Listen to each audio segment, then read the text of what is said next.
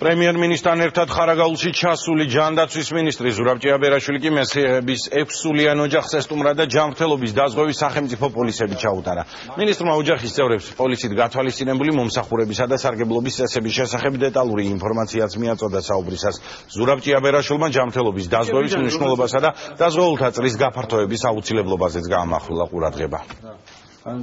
ეს თქვენი პოლისი არის, თქვენი არის ერთი პატარა კრიტიკა იშვიათად ჩვენი ამოცანა არის რომ ყველა ოჯახში შევიდეს დაზღვევა. ჩვენი ამოცანა არის რომ ყველა ოჯახს აი ფინანსური ტვირთი რომ ვაიმე საავადმყოფოში რომ მივიდე შევძლებ თუ არა ფულის გადახდას ეს ტვირთი ჩამოვხსნათ ყველა ოჯახს.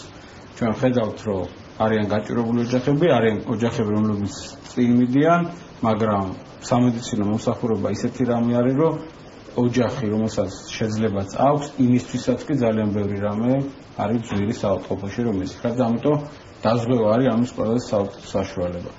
ყველანაირი იმედი მეგვეცა, რომ ჯანმრთელობის მხრიდან დაზღვეული ვიქნებით.